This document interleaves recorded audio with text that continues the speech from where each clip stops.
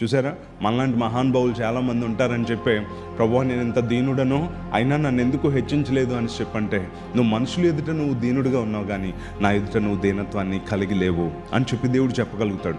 అందుకనే నీ తగ్గింపుకు మనుషులు సర్టిఫికెట్ ఇవ్వకూడదు, నీ తగ్గింపుకు దేవుడు సర్టిఫికెట్ ఇవ్వగలగాలి. అందుకోసమనే దేవుని దృష్టికి మిమ్మును మీరు తగ్గించుకొనుడి అన్నాడు. లోకం అంతా నీ గురించి సర్టిఫికెట్ ఇవ్వచ్చు, ఎంత దీనుడండి, ఎంత హంబుల్ పర్సన్ అండి, ఎంత తగ్గింపో అని ఎంతోమంది అనొచ్చు. ఆ మాట నిన్ను గురించి దేవుడు అనగలడా అన్నది నువ్వు పరీక్ష చేసుకోవాలి. ఎన్నోసార్లు మనలో తగ్గింపు లేకపోవడం వలన దేవుడు మనలను హెచ్చింపలేకపోవడానికి అది ఒక కారణంగా ఉంటుంది. మనందరికీ తెలుసు మదర్ తెరీసా గురించి.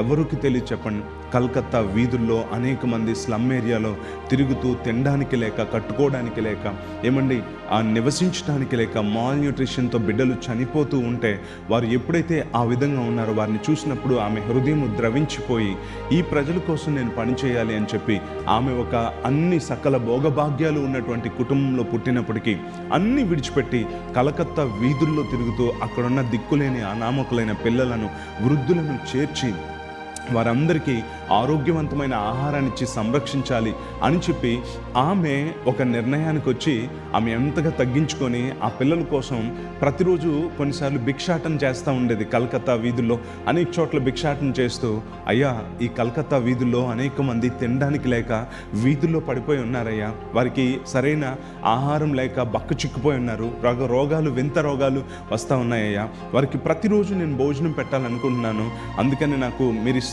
అని చెప్పి ప్రతిసారి కూడా చాలా ఇంటికి వెళ్ళి కొన్నిసార్లు భిక్షాటన చేస్తూ ఆ పిల్లలకి పెట్టే మనసు ఉండేది. ఆమె ఎప్పుడు చూసినా ఏంటంటే పిల్లలకి కిచిడి అంటారు చూసారా, అది ఎక్కువగా తయారు చేసి ఆ పిల్లలకి పెడతా ఉంటారు. కిచిడి అంటే రైస్, అదేవిధంగా అందులో దాల్, క్యారెట్, అన్ని రకాలైన వెజిటబుల్స్, అన్ని వాల్యూస్ పిల్లలకి అందాలని అన్ని రకాలైన కూరగాయలు అన్నీ కలిపి కిచిడీలా తయారు చేసి దాన్ని వేల మందికి వడ్డించి పెడుతూ వారిని అనేక రకాలుగా వారి ఆరోగ్యం విషయంలో జాగ్రత్తలు తీసుకుంటూ అనేక మందిని పోషిస్తూ ఉండేది. ఆ పనిలో ఆమె ఒక్కొక్కసారి భిక్షాటన చేస్తున్నటువంటి పరిస్థితిలో ఒక ఇంటికి వెళ్ళి ఆమె చెప్పింది, అయ్యా కలకత్తా వీధుల్లో వేలాది మంది ఆకలితో చచ్చిపోతూ ఉన్నారు, తిండి లేక చనిపోతూ ఉన్నారు, వాళ్ళ కోసం నేను పెడతా ఉన్నాను, మీరేమన్నా ఇవ్వగలుగుతారా అని ఇలా చేయి చెప్తే, నీ పేదోళ్ళకి నువ్వు అన్నీ ఇస్తున్నావా అని చెప్పి గాండ్రించి థూ అని చెప్పి చేతిలో ఉమ్మేసాడు అంత ముద్ద. వెంటనే ఆమె ఏం చేసింది తెలుసా? ఇలా పట్టుకొని, ఇది నాకయ్యా, మరి ఆ లేని వాళ్ళకి ఏమిస్తారు అని రెండో చెయ్యి ఇలా ఆమె చాపేటప్పటికి ఆయన గుండె పగిలిపోయింది. అమ్మ ఇంత గొప్ప తగ్గింపు అనేది అని చెప్పి లైఫ్ టైం స్పాన్సర్ కింద ఆ వ్యక్తి మారిపోయాడు. చప్పట్లు కూడా దేవుడిని నమ్మని మేము పరుస్తాం. సో దేవుడు ఎందుకు ఆమెను ఈ రోజున అంతగా హెచ్చించాడు?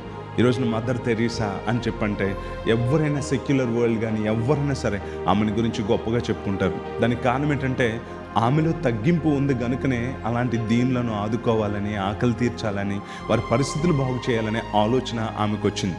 గర్వపు హృదయులు ఎప్పుడు కూడా అటువంటి వారికి సాయం చేయాలని మనసు ఎప్పుడు కూడా రాదు. సో కనుకనే ఆమెను దేవుడు ఎంతగానో హెచ్చించాడు.